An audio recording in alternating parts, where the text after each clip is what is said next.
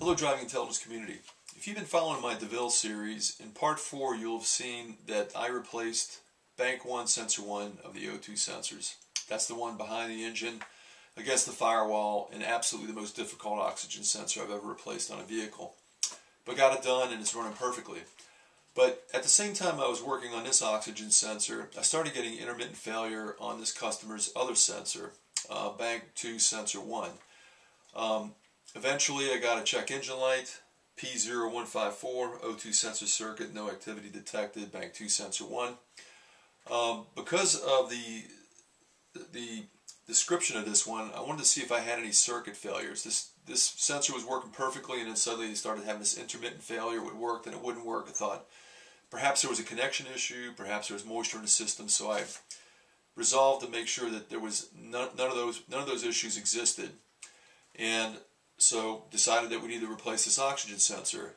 This video takes you through the replacement. It's nowhere near as complex. This one's much easier to replace than the bank 2 or bank 1 sensor 1 at the back of the engine. Follow along. This did correct the issue, and the car's running perfectly. Before I get into the repair, I wanted to show you what happens when the computer senses there's a problem that could cause engine damage.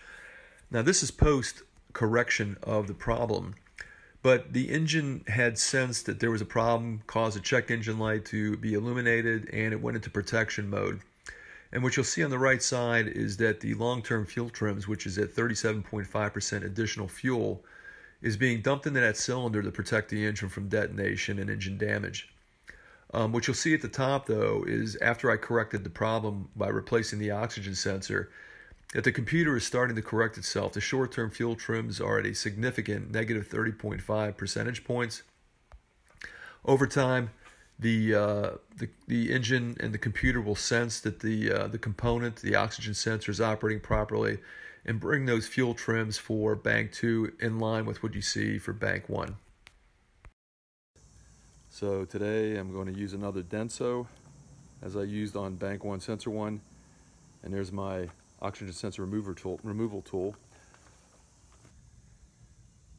Here you'll see the oxygen sensor with its associated connector.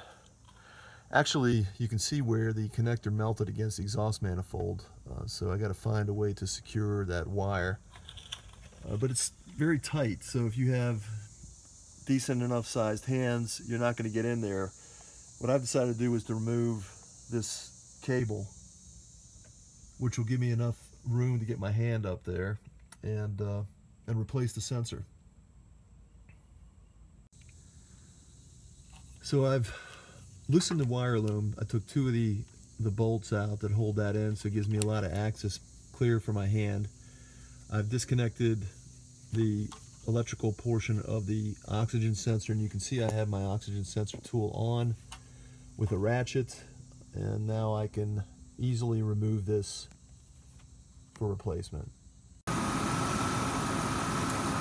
the oxygen sensor is in, and you'll see that bank 2 is reading extremely rich because I haven't cleared the code. So the sensor is seeing that the computer is just dumping fuel in those cylinders. So it should correct itself, but what I'm going to do is I'm going to clear the codes, and this will bring the sensor back to cycle where the fuel delivery is being controlled properly by the engine instead of being in protection mode. So I reset the codes, but the oxygen sensor was still reading high because the engine was still protecting itself with quite a bit of fuel. But you'll see here that the computer's learning and it's starting to cycle down. The fuel trims on bank 2 are coming down pretty dramatically. You can see short-term fuel trims are negative. Long-term fuel trims are still high, but that negative value there is going to bring it back down. As you can see, it continues to go up. So, but the oxygen sensor is cycling like it's supposed to, which the old one was not doing. There, that's a better view, and looks like it's fixed. Final check of the fuel trims showed that this engine is back to its top performance. Both oxygen sensors are cycling as they should be. just to catch everybody up, I did change both upstream oxygen sensors on this vehicle. So they're brand new, 0 mileage on both oxygen sensors.